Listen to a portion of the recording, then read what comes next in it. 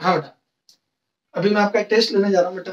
4 question लिखे आपके लिए, है ना। 4 मिनट का मैं टाइम दूंगा आपको, है ना। 4 क्वेश्चन आप पोज करना, मैं स्क्रीन से हट जाऊंगा, आप पोज करके इन 4 क्वेश्चन को अटेम्प्ट करो, फिर अपन बात करते हैं, ठीक है। तो ये 4 क्वेश्चन बोर्ड पे लिखे, आप इनको ट्राई करेंगे, ठीक है बेटा।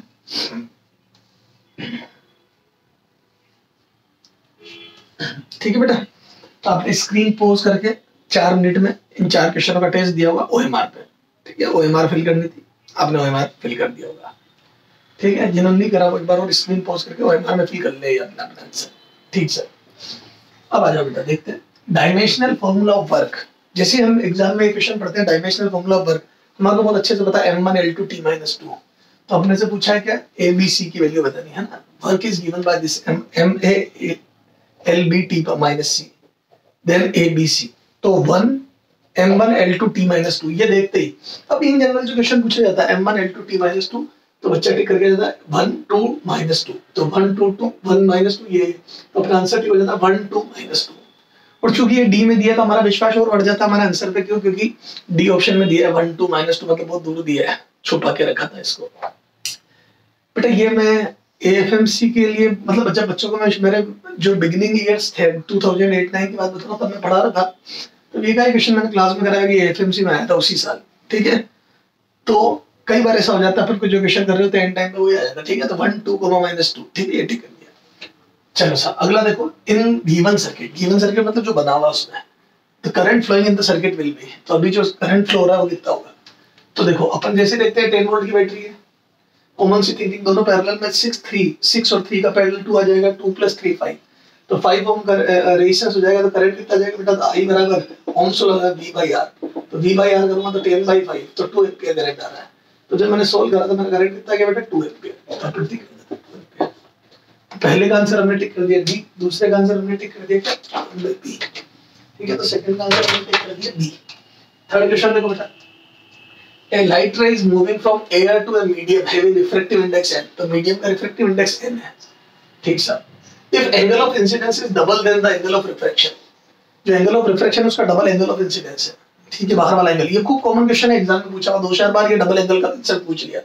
इसमें sin 2 थीटा का फार्मूला लग जाता है, ठीक है। Then the value of refractive value of angle of incidence will be, तो अपने से पूछा value of angle of incidence. मैंने लास्ट टाइम पे तेरे को बताया था, जो पूछा गया अंडरलाइन करो उसको, नहीं तो गलतियां होती। जो गिवन डेटा है उनको भी अंडरलाइन करो, ठीक है। अच्छा इस क्वेश्चन को सॉल्व करते हैं। तो थोड़ा सा मैं यहाँ पे स्पेस ले रहा हूँ, है ना ये, हालांकि मैं इसको आपके ढंग से करूँगा। तो यहाँ से मैं बोलूँ यूजिंग स्नेल्स लॉ, ये देखिए बेटा यहाँ थोड़ा सा मैं साइड में जगह देख के सॉल्व कर रहा हूँ बेटा। तो मैं बोलूँ ये देखो 1 से ये एंगल I, ये R एंगल, तो मैं बोलूँ ये 2R हो गया, ये I is twice then angle of reflection, तो ये 2R। बेटा ये देखो मैं वापस कर रहा हूँ 1 और N, ये देखो इधर लेफ्ट में मीडियम 1 और इधर N, और ये 2R और R, R का डबल एंगल है, ठीक है। यूजिंग स्नेल्स लॉ यहाँ लिख रहा हूँ मैं, है ना, ये सॉल्यूशन, ये यूजिंग स्नेल्स लॉ, ये स्ट्रेस कर दूंगा मैं, ये हटा गया, ये हटा देता हूँ, ठीक है। क्वेश्चन तुम्हें पता है इसमें करंट निकालना था ना, क्वेश्चन तुम्हें पता है, और यहाँ पे डायमेंशनल फॉर्मूला वर्क का देखिए, ये हटा रहा हूँ, ठीक है। हाँ इसका थर्ड का सॉल्यूशन देखिए, तो ये μ1 एयर से μ2 n, ठीक है, उसमें जा रही है, और ये angle of incidence I is equal to 2R, है ना, twice of angle of reflection, and this is R। ये तो 2R पर एंगल ऑफ इंसिडेंस पे इंसिडेंट हुई, R पर, ठीक है। यूजिंग स्नेल्स लॉ, तो यहाँ से आ जाएगा 1 sin 2R। देखो पहले पूरा लिख देता हूँ, μ1 sin I is equal to μ2 sin R, this is the Snell's law। रखो वैल्यूज रखो, μ1 कितना हो गया बेटा 1 sin 2R is equal to μ2 n sin R, तो ये 1 sin 2R और ये n sin R, यहाँ पे डबल एंगल फॉर्मूला लगाया 2 sin R cos R is equal to n sin R, ये तो 2 sin R cos R, और यहाँ पे sin R से sin R गया, यहाँ से cos R बराबर n/2 आ गया, देखो cos R बराबर n/2, ठीक सर। यहाँ से मैं इसको वापस रखता हूँ, ठीक है, सॉल्व मेरा है। हाँ तो यहाँ से आ गया cos R is equal to n/2, यहाँ से R equal to तो आ गया कोस इनवर्स n by 2। ये सोल्व करने में कितना गया कोस इनवर्स n by 2। ये टिक कर दिया कोस इनवर्स n by 2, पहला ऑप्शन ही था। ठीक है, कोस इनवर्स n by 2। ठीक सर, तो थर्ड का आंसर आ गया ए। एक का आंसर आया 2 एम्पियर, एक का आंसर आया 1 2 -2 और एक का आंसर आ गया कोस इनवर्स n by 2। ठीक है बेटा, आगे जाओ। फिर ये क्वेश्चन है फोर्थ, चलो इसको भी अभी देखते हैं, है ना। अभी शुरू के 3 क्वेश्चन की बात करता हूं, ये मैंने डिस्कस किया, ये शुरू के 3 क्वेश्चन। बेटा देखो पहला क्वेश्चन में क्या वर्क का डायमेंशनल फॉर्मूला लिखा था ये। ठीक है, ध्यान देना बेटा, MA/LB/T-C। अब देखो वर्क का डायमेंशनल फॉर्मूला क्या था बेटा, M1L2T-2। तो नो डाउट M1L2T-2 होता है। अब हमारे को क्या ज्यादातर ABC देता है, तो हमारे आदत यही होती है ऊपर वाली पावर टिक कर जाते हैं 1, 2, -2 और हमने इसी कारण से D टिक कर दिया। But this is wrong. Sir क्यों रॉन्ग? B रॉन्ग है। सर क्यों रॉन्ग है? यहाँ पे A, B और -C, अगले ने खुद ने माइनस लगा के दिया। ये देखो उनको पता था तुम 1, 2, -2 टिक करोगे, क्योंकि इन जनरल आदत होती है, क्योंकि हमारे को डायमेंशन फॉर्मूला M की पावर A, L की पावर B और T की पावर C देता है, समझ गए। लेकिन यहाँ पे -C दे दिया, तो मैं बोलता हूँ A would be 1 M1, B would be 2 L2 और T -C दिया, तो -C बराबर -2, माइनस से माइनस गया C बराबर 2, तो M A 1 आ गया, B 2 आ गया और C 2 आ गया। तो 1, 2, 2 आंसर होगा, क्योंकि माइनस अपने आप वहां लगा हुआ है। तो जब 2 रखोगे तो अपने आप वो T की पावर -2 हो जाएगा, तो 1, 2 ऐसे होती मिस्टेक। तो मैंने कहा था ना क्वेश्चन को ध्यान से पढ़ो।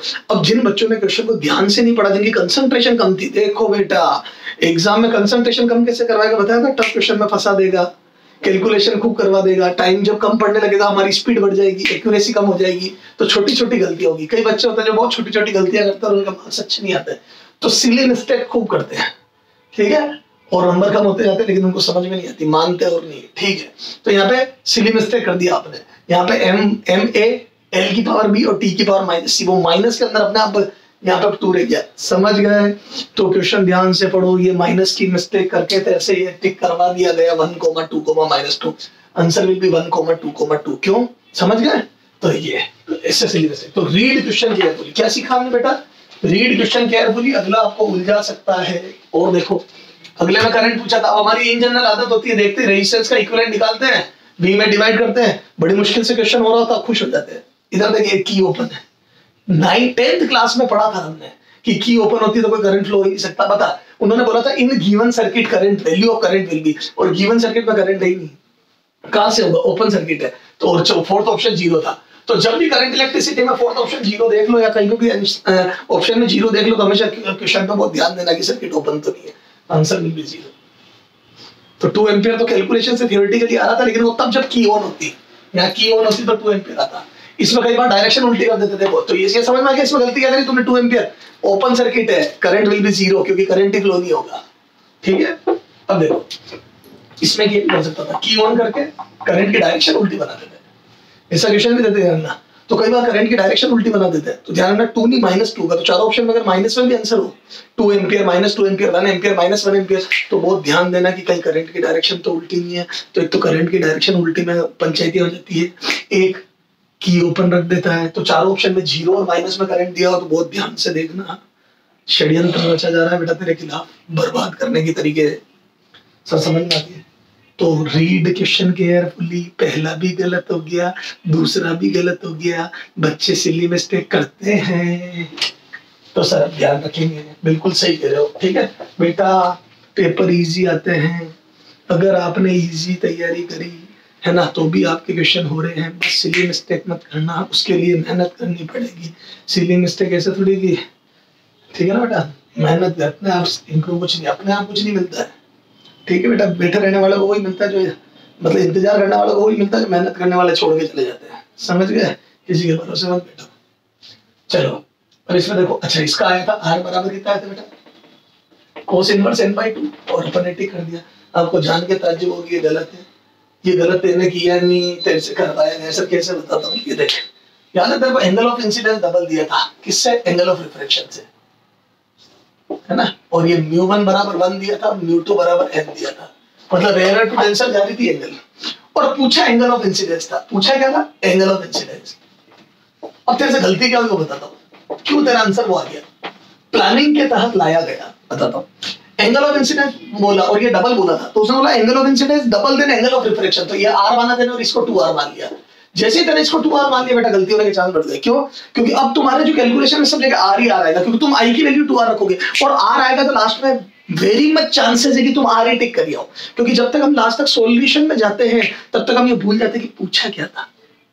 अब r के लिए सोल्व कर रहे हो, r टिक कर जाते हैं। ऐसा और होता है इलेक्ट्रोस्टैटिक में q 4q चार्ज रख दिया और पूछा इक्विलिब्रियम पॉइंट या न्यूट्रल पॉइंट बताओ जहां पर नेट इलेक्ट्रिक फील्ड 0 होगा। अब हम क्या करते हैं बेटा, मान यहां से डिस्टेंस x लेते हो, पूछी 4q से डिस्टेंस होती है, चारों ऑप्शन 4q से डिस्टेंस के दिए होते हैं, तो हमने इधर से x निकाली तो वही टिक कर जाते हैं हम, क्योंकि लास्ट में x सॉल्व कर रहे होते हैं। तो x सॉल्व करते मान लो 3 सेंटीमीटर आया तो हम 3 टिक कर देते, जबकि उधर से 6 सेंटीमीटर डिस्टेंस थी, मतलब जो भी मेरा भी ठीक है, तो उधर से डिस्टेंस थी 6 और पूछी 4q से थी और मैंने 3 टिक कर दिया क्योंकि x 3 आया। हमेशा जहां से पूछा वही मानो। तो क्या मैं बोल दूं, मेरे से पूछा एंगल ऑफ इंसिडेंस था तो मैं इसको डबल मानने की बजाय इसको i और इसको i/2 मान लूं। देखो या तो लास्ट में डबल करता मैं, r आया था cos इनवर्स n/2, या तो मैं ध्यान रखता तो मेरा r आया था cos इनवर्स n/2, तो लास्ट में i = 2r करता, या तो ध्यान रख के। पर इतना ध्यान एग्जाम में रहता नहीं, मैं साफ बता रहा हूं। मैं आज खुद भी सॉल्व कर रहा था बच्चों के लिए, तो मैंने खुद ने cos इनवर्स n/2 टिक कर दिया, तो 2 cos इनवर्स n/2 लास्ट में 2r करना का ध्यान बहुत कम चांस ही रहेगा। तो क्या करें, शुरू से ऐसा काम करो कि गलती होई नहीं। हमेशा ध्यान रखना क्वेश्चन में शुरू से आप फ्रेमिंग ऐसी करो, जो पूछा उसी के टर्म्स में सारे सॉल्व करो। अब मेरे से एंगल ऑफ इंसिडेंस पूछा था तो एंगल ऑफ रिफ्रैक्शन डबल था, तो मैंने एंगल ऑफ रिफ्रैक्शन से इंसिडेंट डबल था, तो मैंने क्या करा, इसको i मान के इसको आधा मान लिया। अब देख लेना इससे डबल है ना, ये r = i/2 लिख दिया मैंने, अपने आप इसका डबल एंगल ऑफ इंसिडेंस हो गया ना सर। i और तो मैंने r को i की टर्म्स में लिख दिया, r = i/2 कर दिया। क्यों कर दिया? ताकि मैं i के लिए ही सॉल्व करूं, और पूछा भी i था तो गलती होने के चांस ही। अब आ जा यूजिंग स्नेल्स लॉ, जैसे स्नेल्स लॉ लगाया मैं लिख दूं 1 sin i। अब थोड़ा सा स्नेल्स लॉ लिख नहीं रहा हूं, तो ये आ जाएगा n sin r की जगह i/2। अब करो तो यहां से आ जाएगा 2 sin i/2 cos i/2, तो 2 sin i/2 cos i/2 = n sin i/2।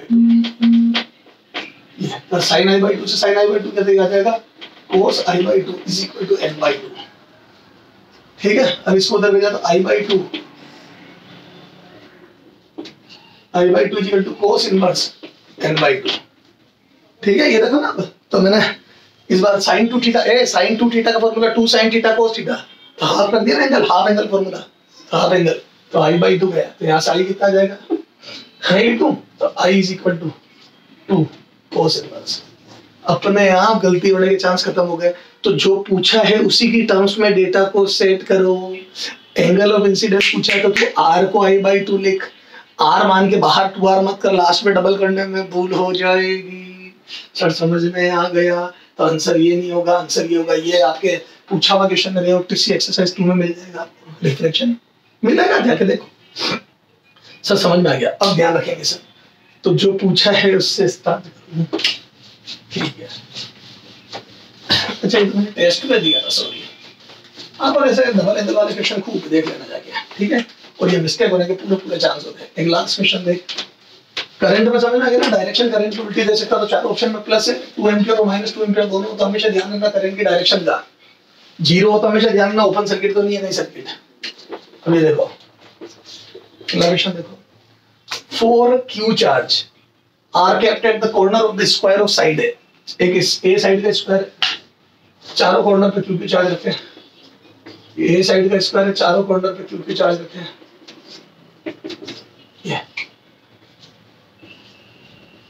ये तो सेंटर पे अपने, तो अब ये चार्ज है ना, then the potential at centre. अब हम इतना पढ़ने के बाद क्वेश्चन ध्यान से पढ़ते नहीं है। अब हमारी आदत होती है पोटेंशियल सेंटर पे निकालने की, तो हम फट सेंटर पे, और हमने क्लास में जो क्वेश्चन कराया होता है उसमें ज्यादातर सेंटर पे ही पोटेंशियल निकाला होता है। और चारों सेंटर से चारों कॉर्नर की डिस्टेंस सेम होती है स्क्वायर के लिए। और आपको बहुत अच्छे से पता दिस इज a/√2, क्यों? क्योंकि ये a√2 इसका आधा a/√2। तो मैं बोल दूं 4 times of kq/a/√2, 4 times of kq/a/√2 centre पे। तो यहाँ से कितना आ जाएगा 4√2 kq/a। तो हम क्या टिक कर गए थे 4√2 kq/a। First that she realized her mistake. है ना, तो ये तो हम टिक कर गए थे 4 that √2 KQ/A, You know, 4√2 KQ/A, ठीक है, ये टिक करके the man Clear है क्या? and the old woman. तो हम ये टिक करके आ जाते हैं, लेकिन एक्चुअल में क्या होगा बेटा, Cookies. एक्चुअल में पूछा क्या है, ध्यान से The daddy ma, पूछा क्या है, the daddy